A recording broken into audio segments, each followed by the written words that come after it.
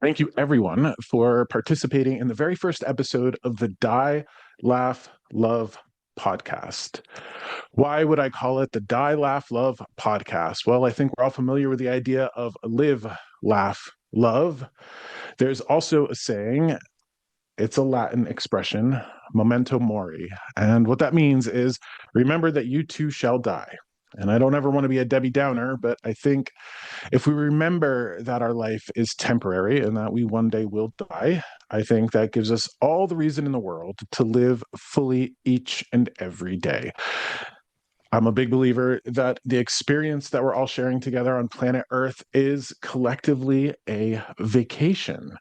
Now, why would I call it a vacation? Because a vacation to me, by definition, is a temporary place where we go to enjoy ourselves and then we leave that place. This life of ours is a temporary place. We should be enjoying ourselves here on vacation Earth. And when we leave here, I'm a big believer that we go home. So again, remember that you too shall die. And before you do so, we will do our best to laugh and love while we're here. I'm a big believer in what I call vitamin joy.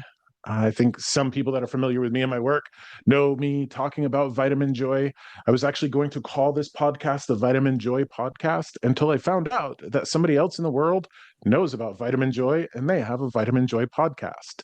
I call it vitamin joy because the world that we're in, as much as it should be a vacation, will serve us all trauma, stress, turmoil, grief, pain. And I call it vitamin joy because we're all going to have to deal with sickness and illness and old age and infirmity. As we are here on planet Earth, we must actively seek out joy to compensate for the grief and the pain and the turmoil that we're all going to inevitably get handed. So it's my intention today to not only channel spirit, but to bring love and to bring a little bit of joy and laughter to the people who are here. There's a lot to be said about me. I'm not going to take up the time here. Everybody here can find that out on my website, my story, how I got into this.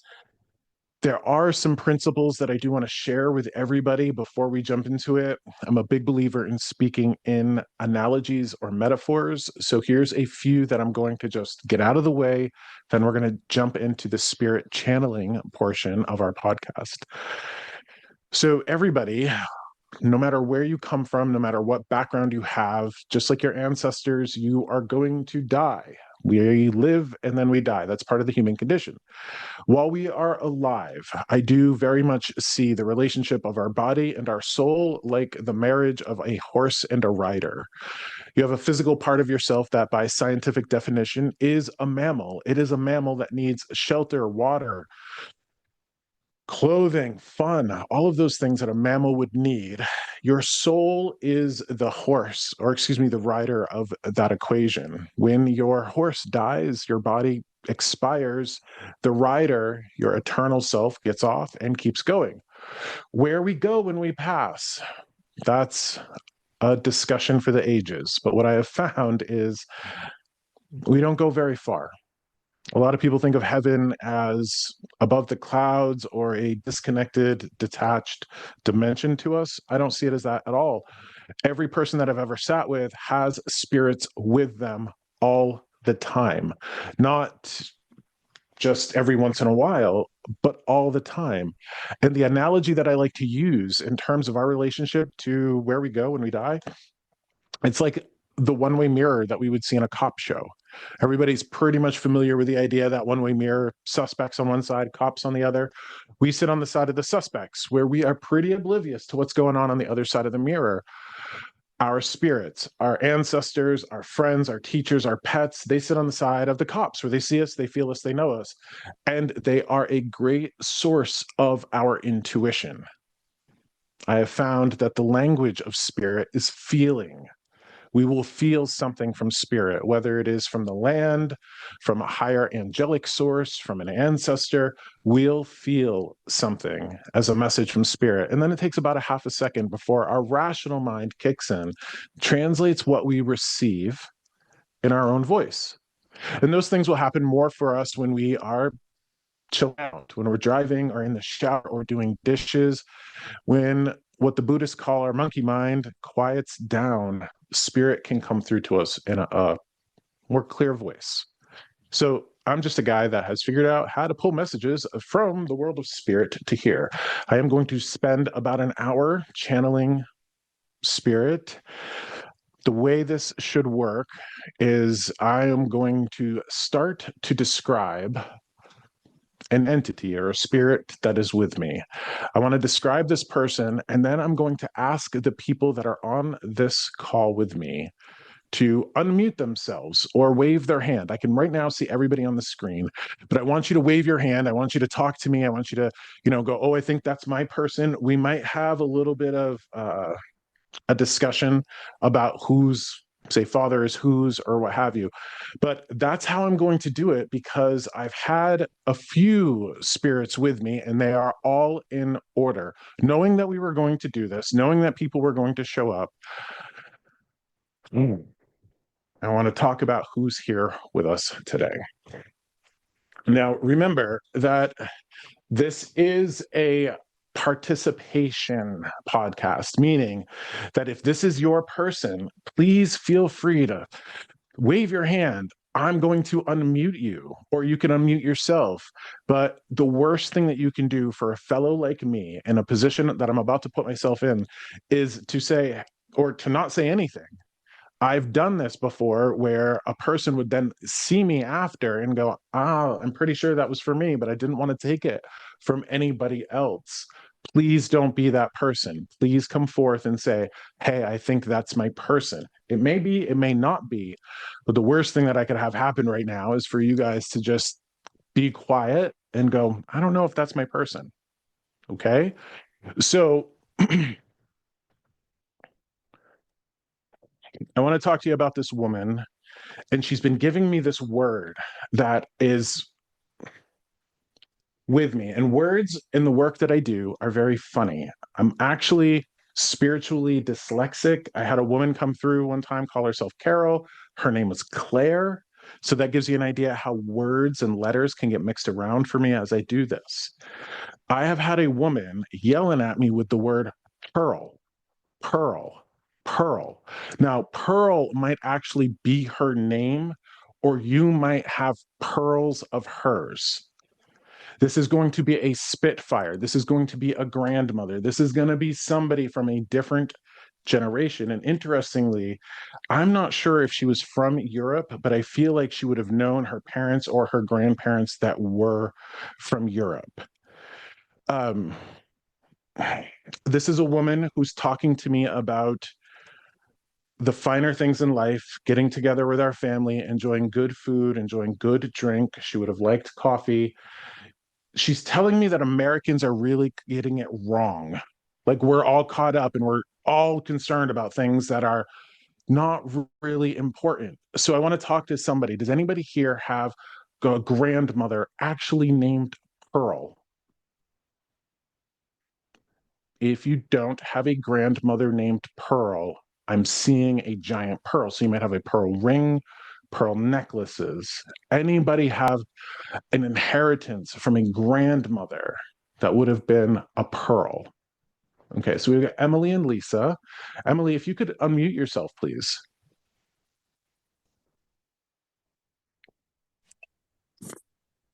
Hello. Hi. All right. So what I'm going to do here is, thank you for this. I'm going to actually try to spotlight us both, Emily. So give me a moment. I'm going to spotlight me, and then I'm going to spotlight you, and that should bring us both up for everybody. Okay, you see that? There we go. Perfect. All right. So Emily, let's start with Pearl. Is there somebody named Pearl in your life? No. No. Got a pearl like ring or a necklace? She has one from her mom who's English, and she was mad about America before she passed away. And I don't think she liked coffee though. She did. She liked coffee until she couldn't like coffee anymore. So Gotcha. Okay, so we have Emily, and Emily, who's with you? This is my mom, Lisa. Hi, Lisa. Thank you for joining us. Okay. I So, being that she was from England, she would have had a connection to Europe, yes? yes, Okay. for sure. All right. Well, I'm just clarifying here. Okay.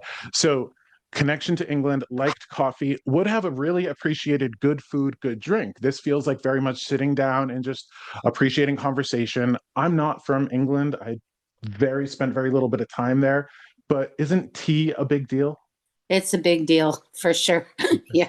Sitting down and enjoying one another, conversation, the biscuits and tea sort of stereotype. Okay. Moreover, moreover, savories and late, like when you say tea, it really means supper. So, like to the Brits, yeah, it's like Gotcha. your Gotcha. last meal. It's your tea, which is your supper. So, Thank you for that. Now, um,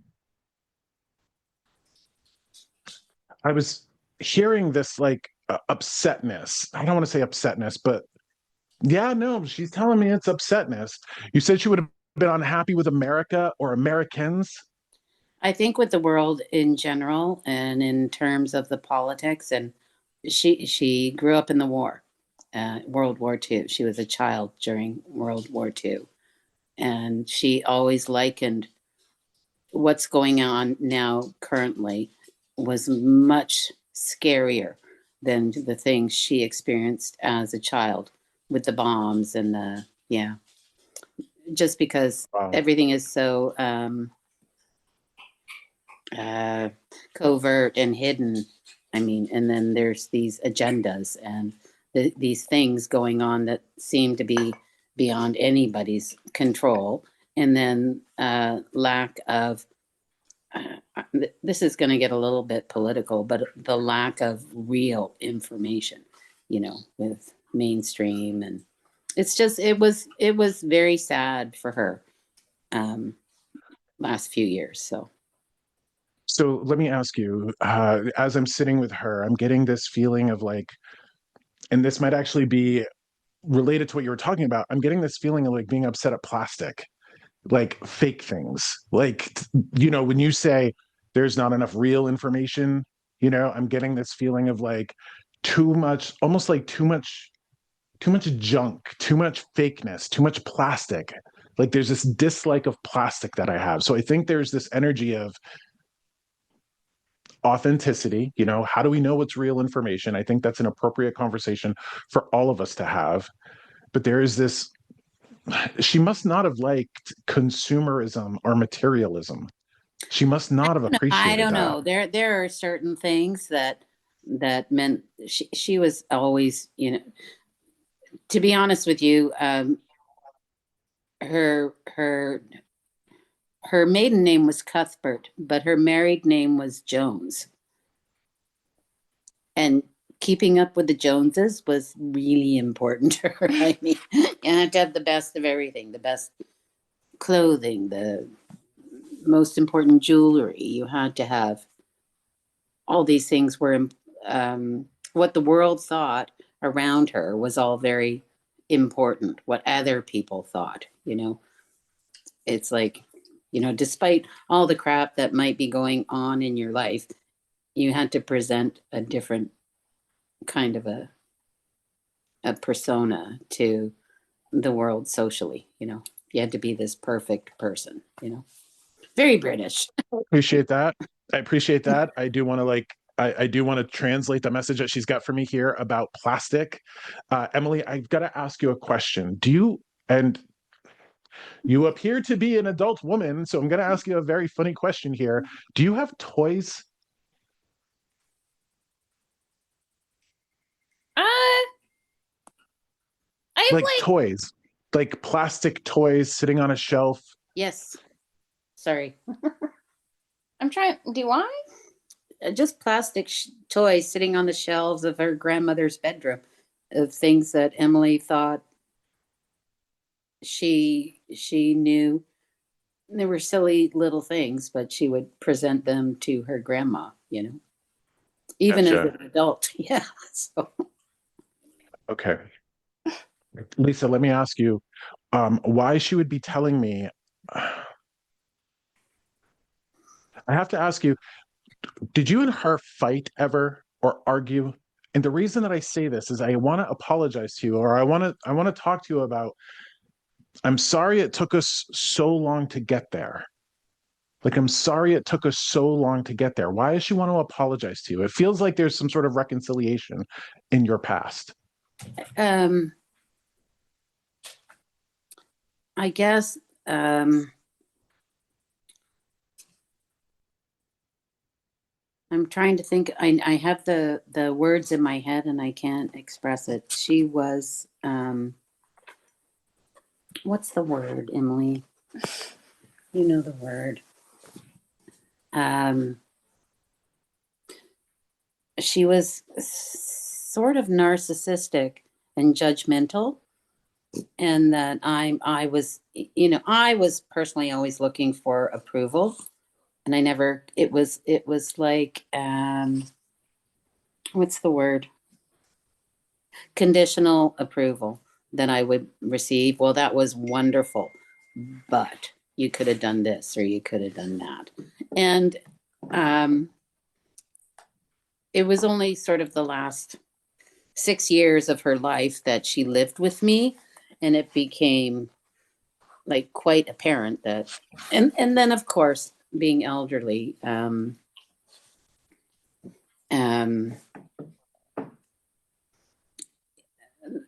their brains become a little bit less functional, so, and the filters kind of evaporate, and so then there were times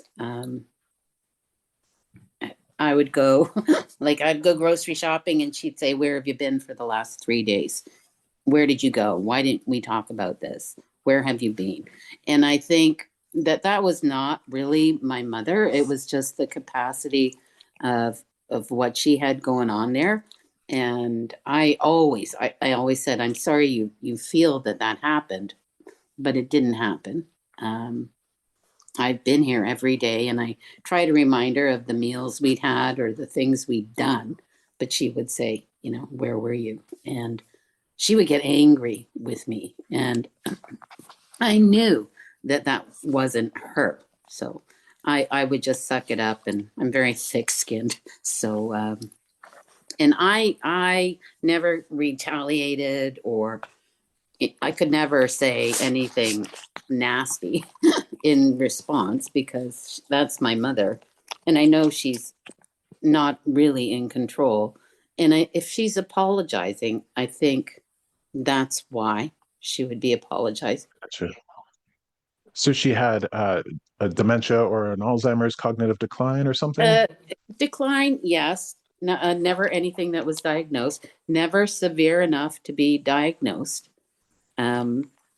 But definitely in that we spent every day together over the last 6 years. It was something that I saw.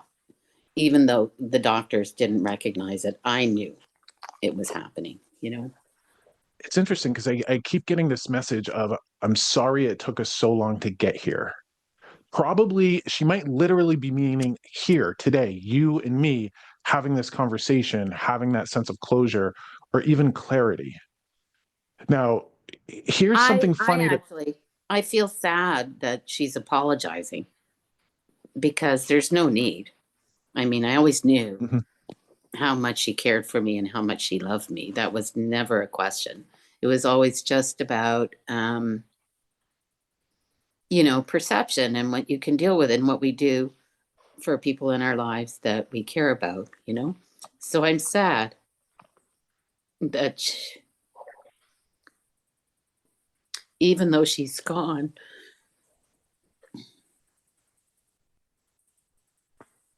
she's worried about this, because she doesn't need to worry about it. Well, again, it could be something about in your life. It took you a while to get to a certain point. Well, yeah, I spent my whole life with,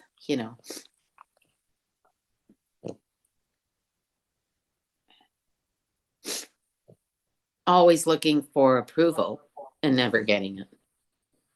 Gotcha. Basically it. We all want our parents' approval. And we do, or most of us do. Absolutely. Most of us do. It's not like she was a horrible parent, but it was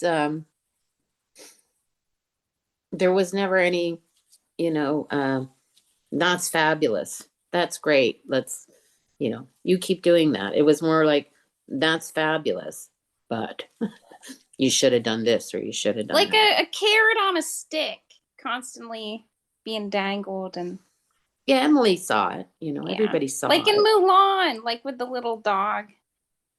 So I want to tell you something funny, Lisa, that's happening or happened to me prior to this. I kept hearing the word pearl, and then after that, I kept hearing Peaky Blinders. Oh my God. Now, Peaky Blinders to me, I'm like, so remember how I was talking about Carol and Claire? Carol and Claire, the words getting mixed up. I kept hearing Pearl and then Peaky Blinders. And if you take the letters out of Peaky Blinders and put them in the, you'll have the word Pearl, like Pearl, but it wouldn't stop. Now, this woman being from England, Can I've I never tell seen the show Peaky Blinders, you, I but haven't I even, know it takes my, place in Britain. my ancestors, the women who were considered entrepreneurs in their lifetime, um, they were the powerful women of her ancestry. They were all pearly queens. Hurley Queens. Pearly queens. And if you search that, you'll see it's like the female entrepreneur of the year back in, late 18th, 1900s. Pearly queens. And they were recognized publicly and then adorned with this title. And then they wore clothing all like endowed with pearls, and they were called pearly queens. Gotcha. I love that. So pearls, Peaky Blinders, those words all coming together. The British thing. I also want to ask you too. Do you live in a neighborhood, Lisa? Yeah. Okay. Do you ever have? There's a sense of humor with this woman. You'd say that there was a sense of humor with your mother. Yep. Okay. What's funny to me is that. Can I ask you, in your neighborhood where you live, do you ever have like the loud exhaust or the like vroom, vroom, vroom cars? Do they ever like pass by your house very loudly? All the time. Yeah. Oh, it's interesting because there's something about that pisses you off. Yeah. Like, Yeah. there's something about it that pisses you off. Now, this is where her sense of humor is coming in because, most of the time when you hear those big exhausts and the rum, rum, rum, rum, rum, it's usually just kids being kids, Oh, it's kids actually just, being morons too. It's like motorcycles and Harleys and muscle cars and people being stupid. Never kids. yeah, Kids are fine. But your words, not mine for sure. So what I'm just letting somebody else in here, Lisa. So the interesting thing is when that happens, now this shows you how much your mother's around. she When is. that happens, when that happens, you get like the words that I'm hearing is you get full of piss and vinegar. Oh It's yeah. like It's like rah, every yeah, time they do it, rah. it's like what comes out of my mouth. It's not pleasant. So it's like I there's am no telling you need. what, that makes your mother laugh. Yeah. That makes your mother laugh because it's like watching a comedy. I get the impression that you're very much like a sitcom that's happening. You don't even realize it, Me? but if you take that analogy of the one-way mirror and you look through it, that means you're your mother's movie. Yeah. If she's observing you and there's this loud exhaust, this loud and it's getting you all going, that's funny to her. Yeah. That's funny to her. That makes her laugh. So She would get equally as pissed as I would when it happened and we were sitting on the porch. She would just, raise her fist but but what's funny is this goes back to one of the things that I was saying at the beginning. Like people are too worried about menial shit, like things that don't matter. People not being concerned about sitting together with one another, enjoying good food and drink. So not to like wag our finger at you, but from her perspective, where she's at, that's hilarious to her. that's funny. So keep Wait. Apple jelly, apple marmalade, some sort of apple jelly or something. Did you make it or eat it? Orange marmalade. Orange marmalade. Okay. Yeah. Okay. So a fruit jelly, very important. Okay. What I'm trying to do is like I could sit with you for a couple hours, Lisa, and I don't want to. I want to move on to the next one. So I want to thank your mother for being here. Thank you for doing your best to roll with the punches and try not to take things as seriously as she might have. Okay? Remember the power of humor if you can, please. Okay? Always. Can I just say one little thing? Please, of course. This has been on my mind. Emily purchased a reading for me with you about 3 Christmases ago, and I still haven't used it. I've been afraid to use it. But I'm going to use it. Hopefully it's not expired. However, I just wanted to tell you that your name is Joshua Simon, correct? Both of my sons, I have a son named Joshua and a son named Simon. So I think that's a very strange coincidence. I love that. Yeah. I love that. Yeah. So, and yes, it is absolutely still good. All you got to do is reach out to me and we'll get it set up. So don't worry about that. Okay. So hopefully with what we've shared here, it won't be that scary. Yeah. Yeah. It's better.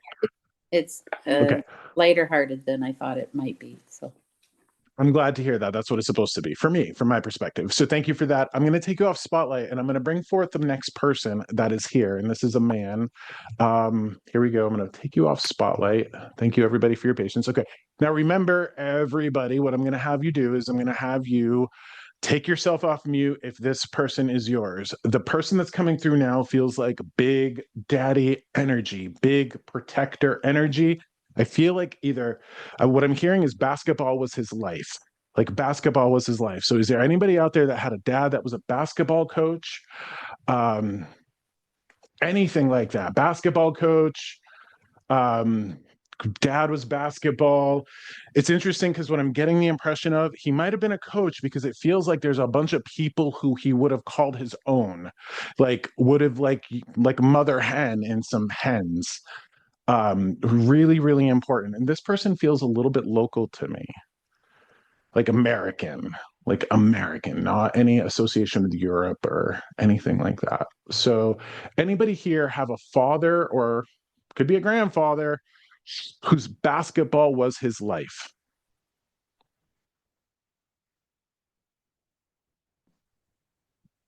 Well, my dad played basketball in high school.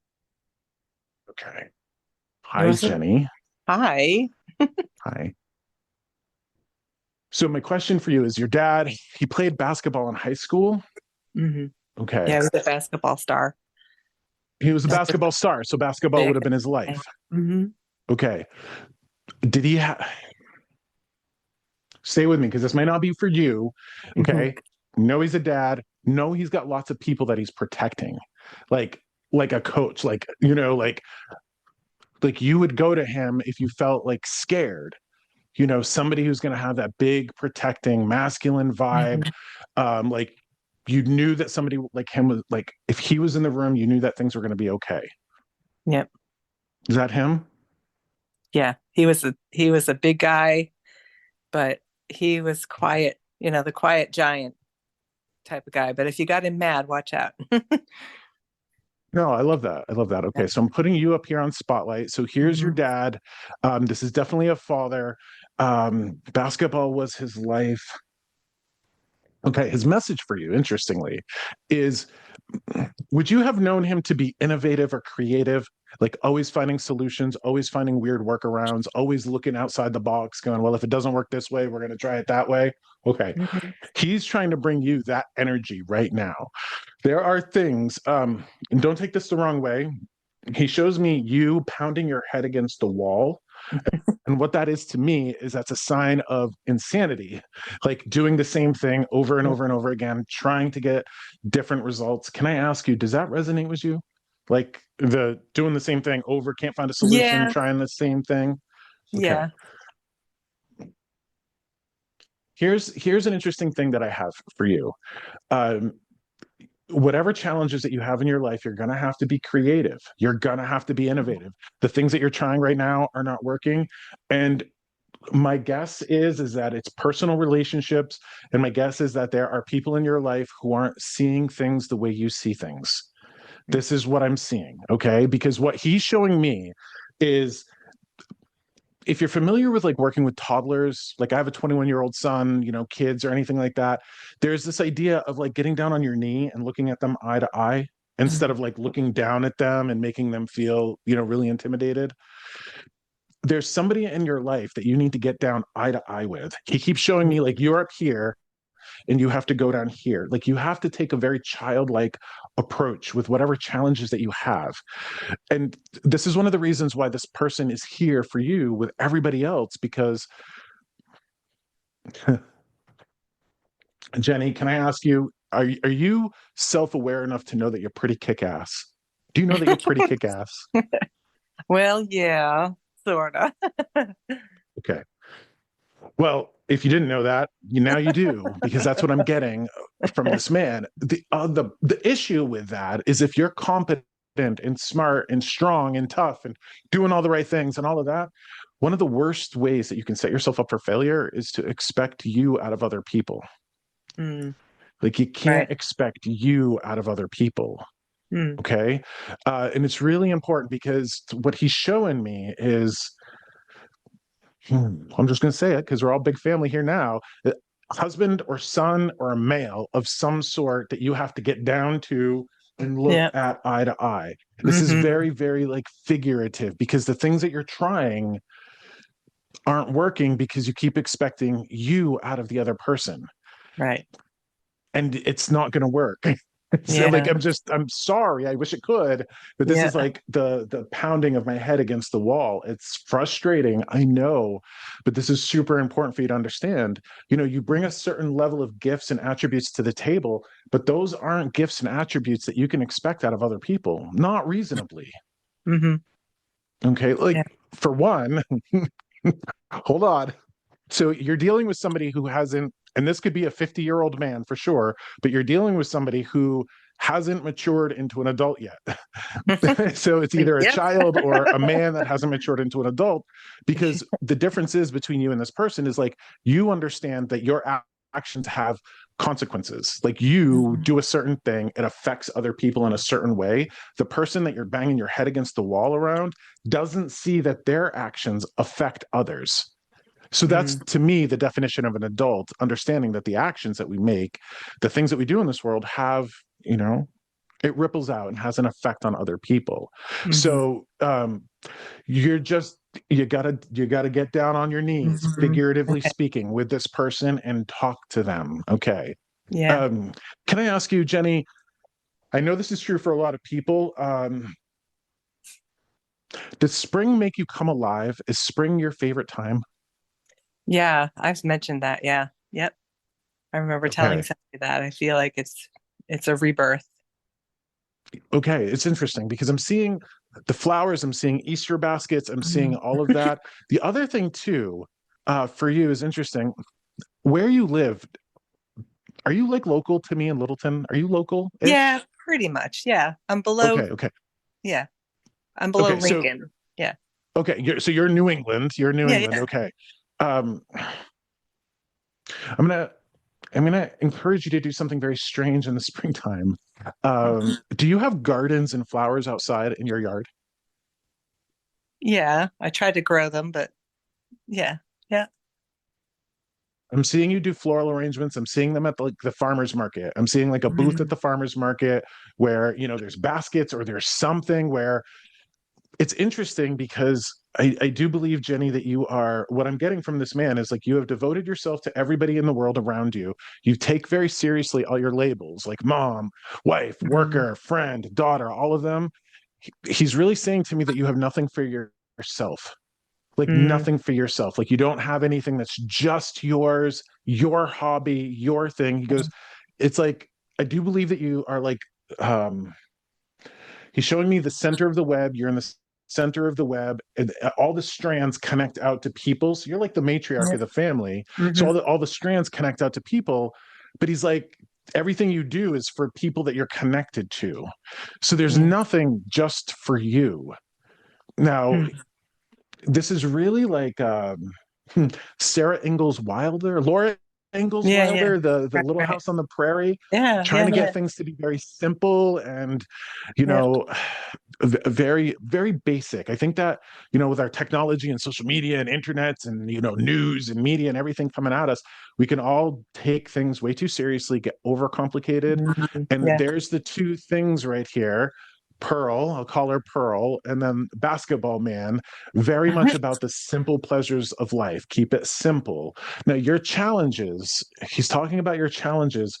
You're always going to have to be innovative and think around the corner. I don't really like the expression think outside the box, but think around the corner. There's a different approach that you have to take. Wow. Okay. So I don't know anything about you or your life, but he wants me to say this. He goes, the approach your mother would take is not going to work. So, oh gosh, your mother would have like the straightforward, say it how it's going to be. Like that's not going to work for what issues that you're dealing with right now, because the people that you need to get down and look eye to eye with, they're afraid of disappointing you. Okay. So when you come at them straightforward and like, listen, clean up your act, do this, you're not paying attention. What they're receiving is like, I'm nothing but a disappointment. I'm nothing but a disappointment. He goes, interestingly, he says that never worked out for your mother, never going to work out for you. Wow. Okay. Yeah. The other thing too is like, wherever his memorial is, he's asking you to visit it more. Okay. Okay. So if he's got a grave, go visit the grave. If he's got like a bench, go visit the bench. Go. And interestingly, wherever his memorial is, can I ask you, does it have running water? Like, I don't know if it's a river. I don't know if it's a waterfall or a fountain. Could be something. Yeah, there could be something out back behind there. That's definitely water.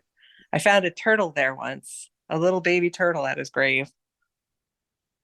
Okay, so that could be the indication of the running water, right? Yeah. The running water, like a water creature at his grave. Okay. Yeah.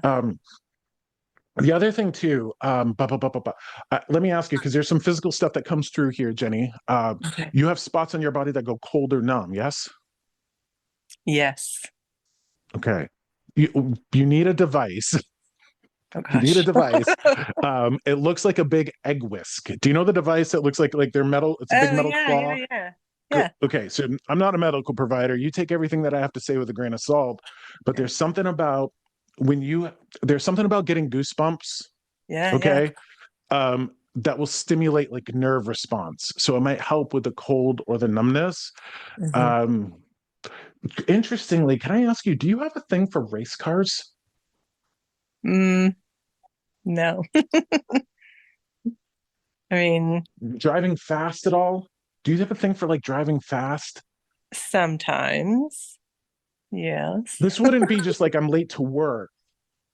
This would like, and I've got to drive fast to get there. This would be like, I like driving fast. Yeah. Okay. It is a release. Yeah.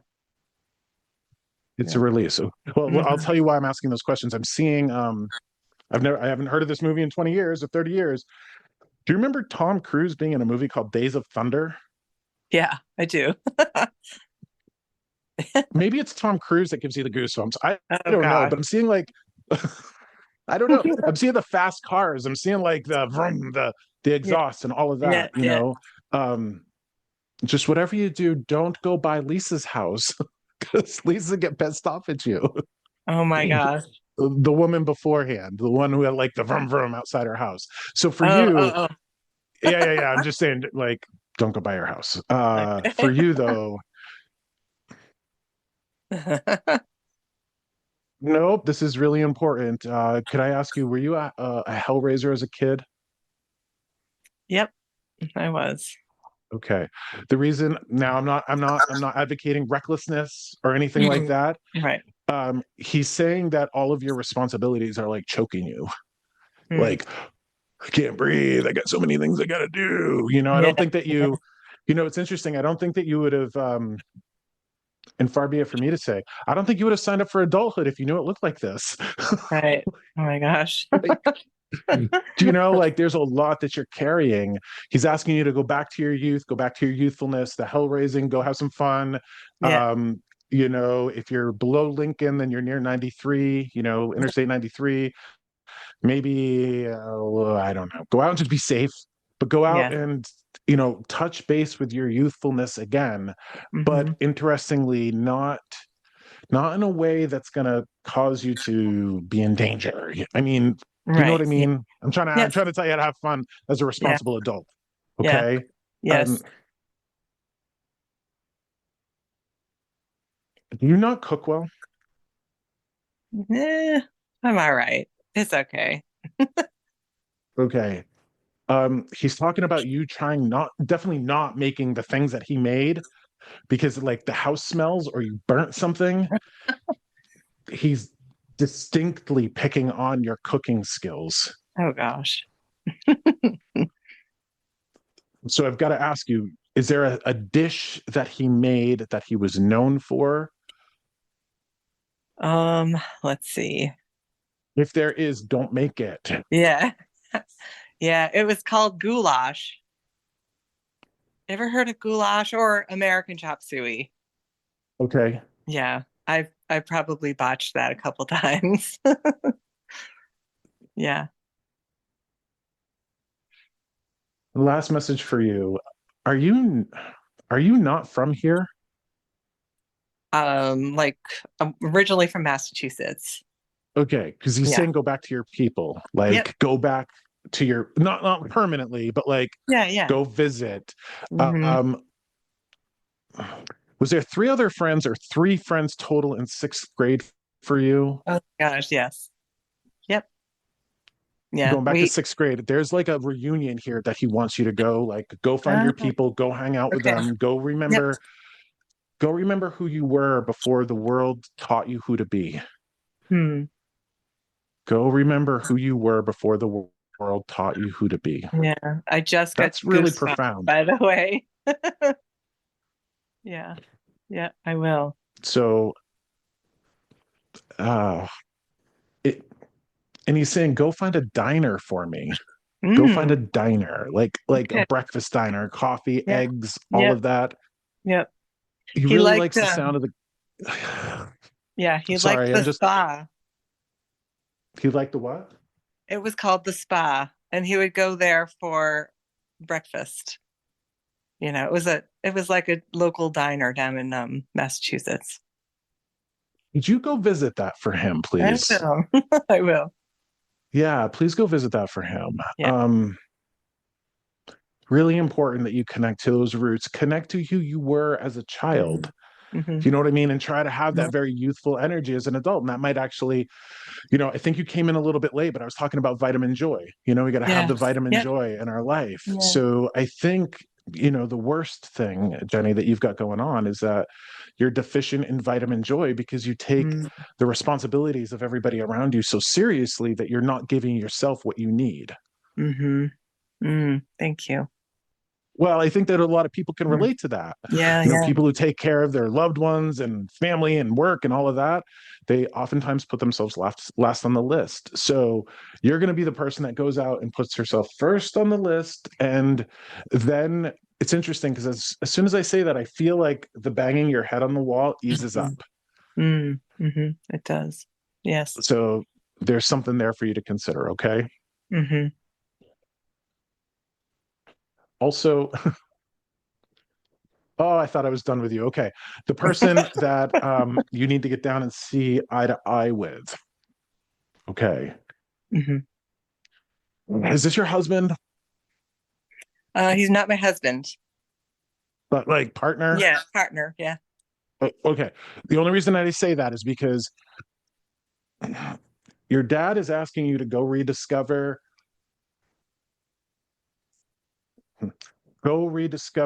what brought you together in the first place. Okay. So I think that the both of you are laughing a lot less than you used to. I think you used to laugh a lot more when you first got together. And I Yeah. think that far be it for me to say, but it feels like whatever relationship, what this has turned into is like a clunky old dry business contract. Yeah. I don't want to put it like, I don't, that's Yeah. a Yeah. pretty bold statement, but there's something about getting a little playful, laughing. And what I'm seeing is, are you familiar with North Conway, New Hampshire? North Yeah. Conway, New Hampshire? Yeah. Okay. There's a place called Adventure Suites. Okay. I've never been there, but like there's suites that like, here's the Western suite, here's the like jungle suite, here's Oh, the, yeah. Yeah. each of the rooms have like different themes and hot Yeah. tubs and all that. Yeah. There's something of like, you guys need to go have a play weekend. Okay. Okay. Like get away from your responsibilities, get Yeah. away from all those things that'll make you fuddy-duddy adults, and try Right. to find out what made you laugh together. Like Okay. what made each other laugh. Yeah.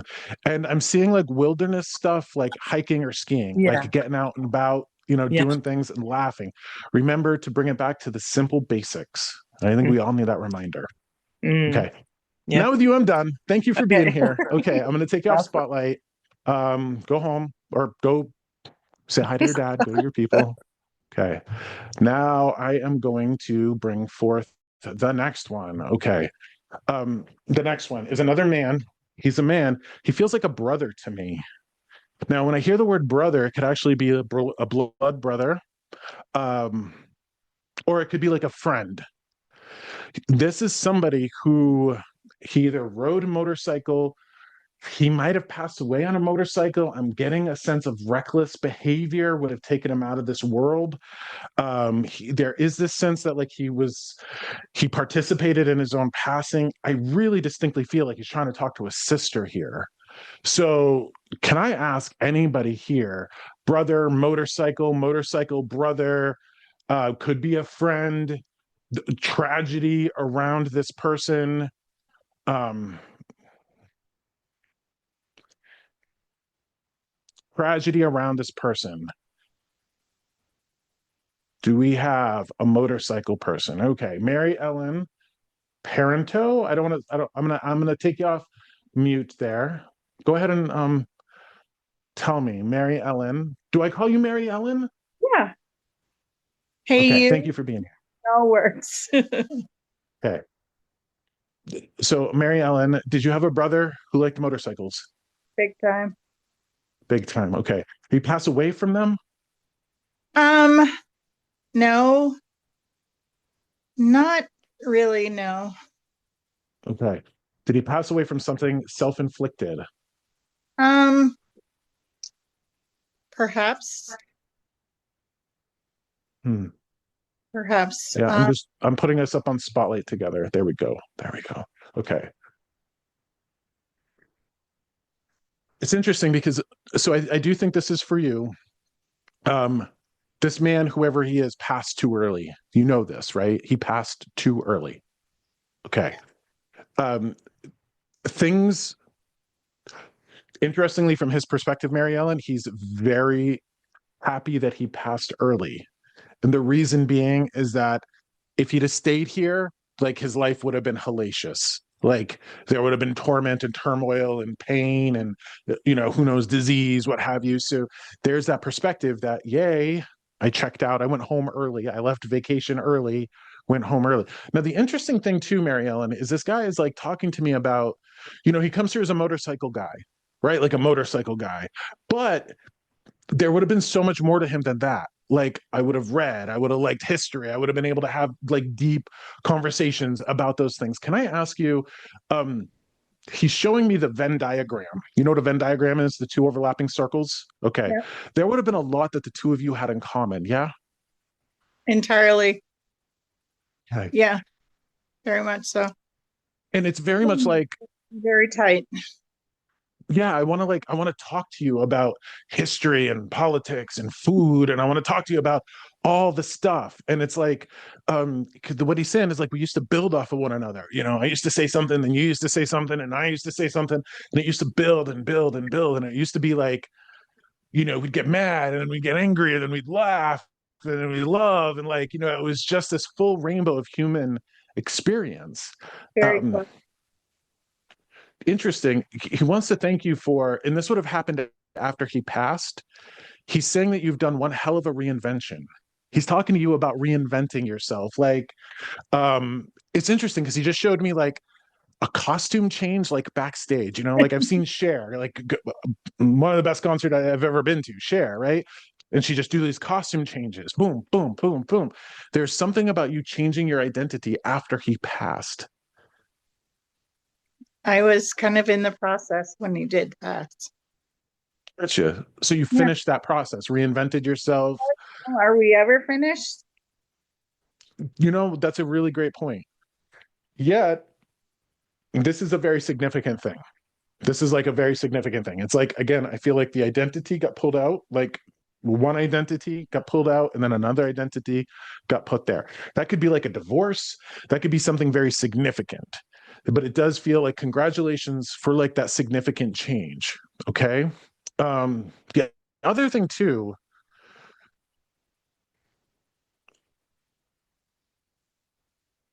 Well, this is strange. Okay. Would you have known him to be involved in the military, army, anything like that? No, he wasn't. He had some very close friends that were. Gotcha. Okay. I want to tell you like who's with him in the world of spirit. So he's got like what feels like soldiers, but he's kind of talking to me like forgotten soldiers. If you've ever been to a cemetery and there's places for like forgotten soldiers, I think the people that are with him in spirit have been forgotten.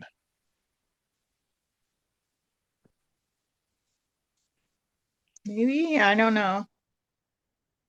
There's also an indication too that they're younger than him. That's an interesting feeling. Like there's a very protective fatherly element of like where he is in spirit. He has people around him. He's caring for them. He's like nurturing them, caring for them. But there's like an element of caring for the broken and the forgotten. So he's doing something in the world of spirit to help people heal and get on their feet. I have a son-in-law that passed 2.5 years ago. So, Would have been younger. Yep. yeah. Would have been younger. I'm sure that person carried a bit of trauma and pain into the world of spirit. So Absolutely. that's what he's talking about. Younger person. Like you think of a soldier, you think PTSD, somebody who's got to recover from those sorts of things. Okay. Now, remember how I was talking about him wanting to talk to you about politics and religion and mythology and food and able to talk and talk and talk and talk. He's encouraging you to listen to those nudges to write your own book. Are you getting those nudges? I journal. Nope. Nope. Sorry, that's not what it is. It's writing your own book, like becoming like publishing, self-publishing, doing what have you. And there's something else. Like if you're feeling that, you really got to lean into it because I think it's him. And the interesting thing is, Mary Ellen, and I'm not in the interest of like blowing hot air at people's skirts at all. And I'm not like trying to make you feel super good about yourself, not unintentionally, anyways. But you don't have like a PhD, do you? No. No. I know a little about a lot of things, if that makes sense. Okay, I've had whatever book, careers. well, whatever book that you're writing or whatever book that you're going to get out into the world, he's asking you to dumb it down. He's saying make sure you don't use words over 3 syllables. So, do you speak with big words? Sometimes I'm known to. Okay. He's just saying make it accessible, make it like you're talking to a 6th grader. You know what I mean? I do. You know the story of your father's father? I do. Okay. There's got to be something significant there. You've got to have some sort of history around it. He's saying, tell the story of your father's father. There's got to be pictures, history, story, something like that about your father's father. He wants you to talk about your father's father. And I'm the one who has it all. You have it all. Okay. I'm gonna show you why he wants you to do this. So I wrote this book for my grandmother, Son of a Sea Cook. It's about my grandma. It's not a very big book. Very important to my family right now. Super important to the people in my family 100 years from now. So there's something about you've got to have descendants, daughters, grandchildren, nieces, nephews. You got to have family that would benefit from the story of your father's father. So this is very important. Like, he's putting his foot on my neck to tell you how important it is to try to get that story in print and preserved. There's something about people needing information about our ancestors and our beloved dead, and the strength and the stories that they would have gone through, that we need to now bring to this world. Okay, we got to bring it to this world.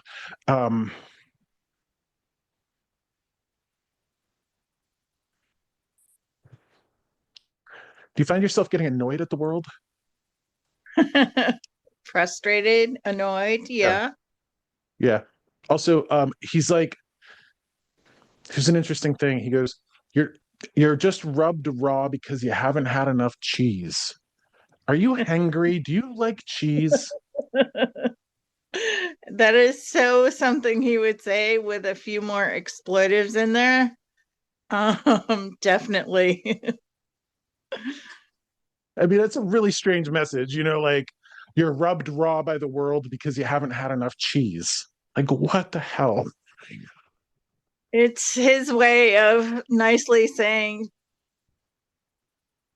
get the stick out, laying the F up, have more fun than what you're doing now. That is a big takeaway for all of us because, like I said, we're all going to die. So, can I also ask you too? Do you have a grandson? Yes. Okay. He's showing me you playing checkers with your grandson, not chess, but checkers. How old's your grandson? I have numerous grandsons. Okay. We're talking like 5'7", like 5'7" age. Yep. You got one of those age? I do.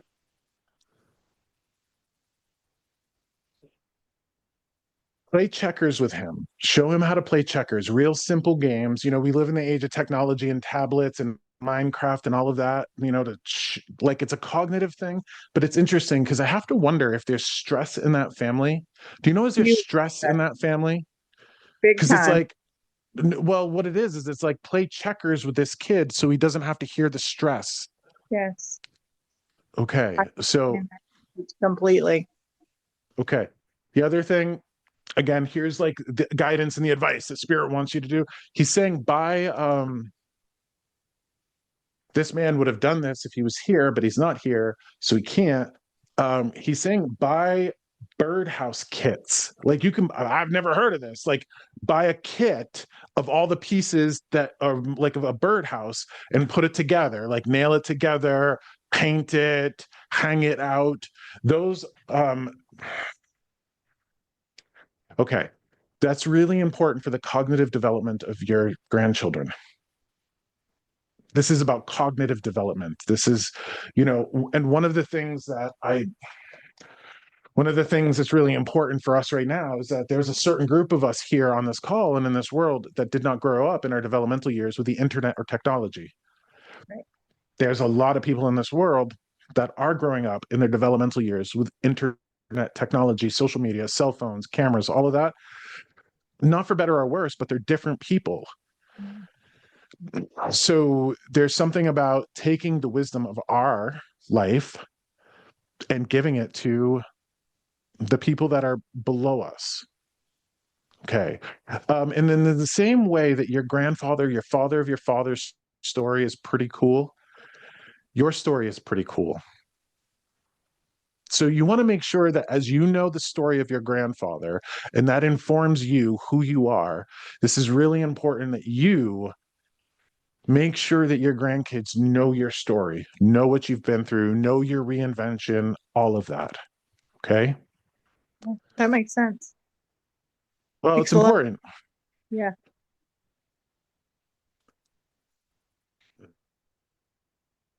Oreo cookies, coffee, Thin Mints. So I'm getting like all sorts of things back to back for him. Like it feels like cookies and cream, Oreo cookies, coffee. You know, Thin Mints, like the Girl Scout Thin Mint Yeah. cookies or the grasshoppers. Did that Yeah. man like any of those? Yeah, All of them? all of them. Okay. Very, very basic. Like again, thank you, Amy, for being here. Amy's saying goodbye. She has to run. But I want to thank you. No. Hold on. He's talking about something that would have been made in your childhood. I don't know if it's like a small cookie or something like that. It feels something, again, this is about getting the kids in there, getting their hands dirty, showing them the basic things. Do you remember anything that would have been made as like a small cookie as a kid? I know that even my dad, when he was hungry, would whip up a batch of sugar cookies because they were so easy. Okay. Your dad must have liked coffee because I keep getting like the coffee with it. You know what I mean? Like coffee. So, do you know that recipe of sugar cookies? I'm sure I they're did. easy to make. Okay. Can you show those grandkids of yours how to make an easy batch of sugar cookies and then say, oh, this is what your great grandfather used to do? All of that. The other thing too for you, and some of the stuff that comes through for me, Mary Ellen, is medical stuff, physical stuff. I'm being directed to the back of your neck, which is spirit's symbol for me of acupuncture, acupressure. So back stuff, shoulder stuff, lower back, hip stuff, sciatica, any of those things, if you have it, please consider acupressure or acupuncture. Okay. There's a neck. Spot on. Please. Yeah. It's important because we want our loved ones to rest in peace. They're aware of us. They're aware of our hearts and our minds and our bodies. And if we want them to rest in peace, we got to live in peace. You know, my grandmother, like I want her to rest in peace. Her grandson has to be at peace. Right. That's just the nature of love. It has nothing to do with spirit or life or death or life. It has nothing to do with that. It's just, I want the people that I love to be at peace. I have to be at peace. So my suffering doesn't cause them suffering. Okay. Mhm.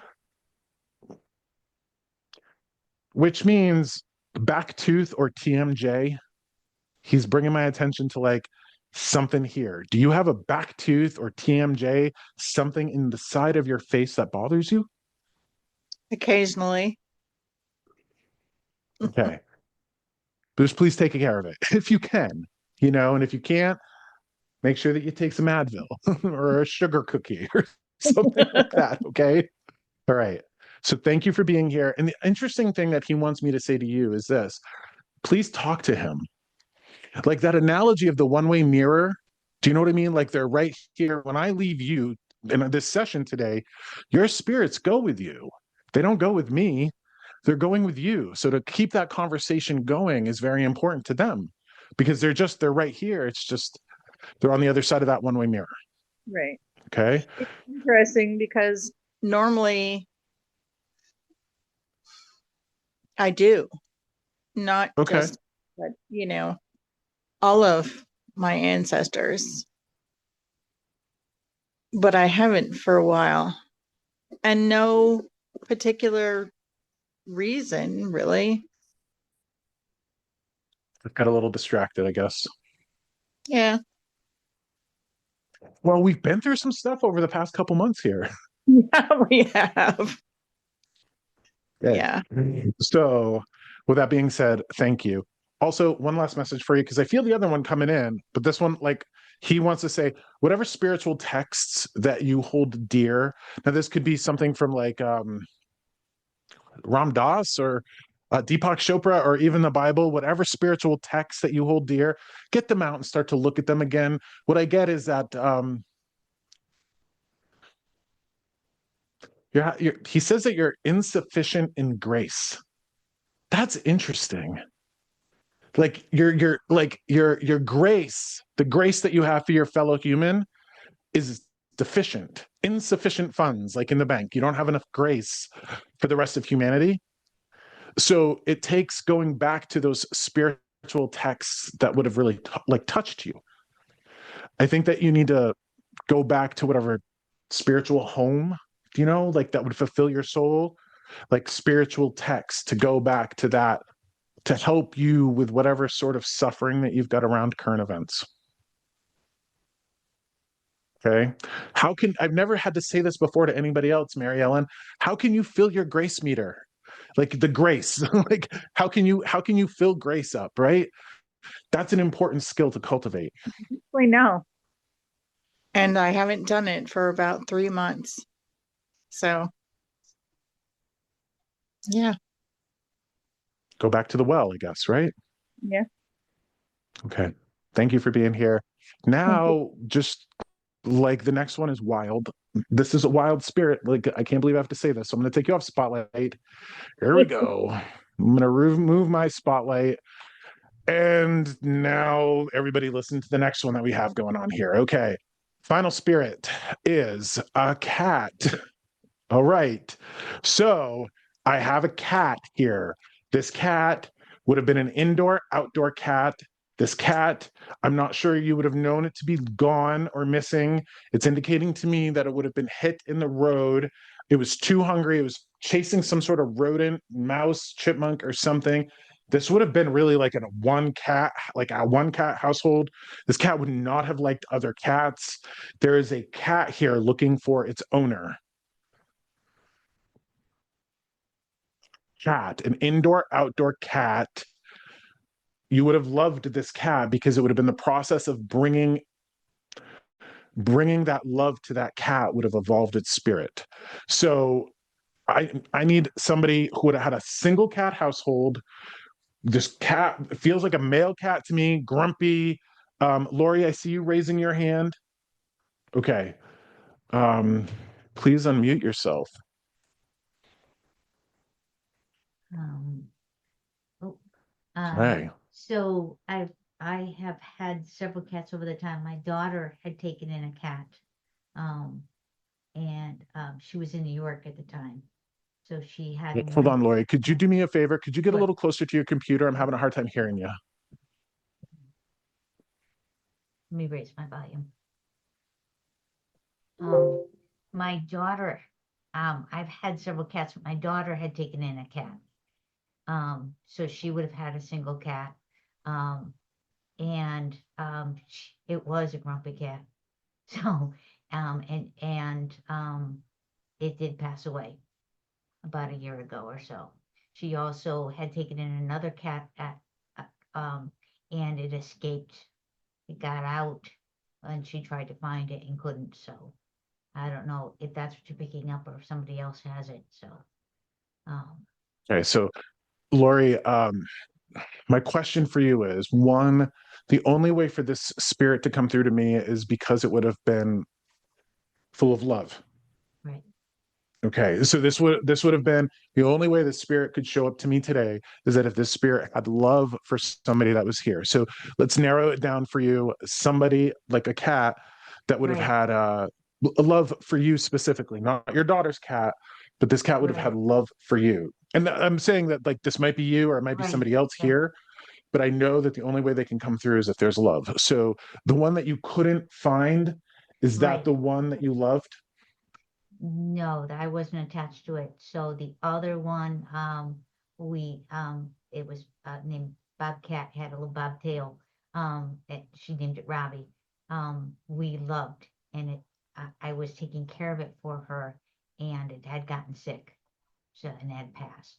So there's always been a lot of sadness around that. So we've had other cats though that I've been very close to that I've missed that have been indoor outdoor So cats. and this might be for somebody else. Again, I just want to like That's make sure right. that That's it's why for I'm you not because sure. this is Yeah. a cat that got hit in the road. Okay. Like I very much distinctly feel like this cat. I also get like somebody you would have lived near like a highway or like a big road, something like that. The cat would have like lived for a while near this road, would have been able to like get it, like survive. It was be a surprise that this cat wasn't able to make it. We did have one cat that we took in for a short time. Wonderful cat had been hit by a car before we took it in as a stray. a little orange and white cat named George, and it was a wonderful cat. And the vet had said that we'd have him, and then suddenly he would pass. So we had him for only a couple of years. So And then he was just disappeared. no, well, he got lost in the house. He hid. So, as I say, I don't know if that's the one. We've had probably 8 cats over the course of time. So, Well, the information that I have for you, or whomever is here for this cat, is right, very much like there would have been like an air of mystery around it. Like, where did the cat go? right. You know, where That did the sounds, cat go? yes, that sounds like the cat that we had here for a short time, one of my daughter's cats, because she was living here and had the cat for a short time, and it was a wonderful cat. Except that, and it was sick. People didn't think it would make it. She nursed it back to health, and then it got out. It was gone. We searched all over for about a year, and somebody said probably about 6 months ago that they saw it. So it's a mystery as far as what happened to the cat. I don't know if that's the same one. This is like a major. I'm getting like a lot of traffic outside of this house. Yeah. Like this house is close and there's a lot of 4,000 traffic. cars during the day. It's a very busy road.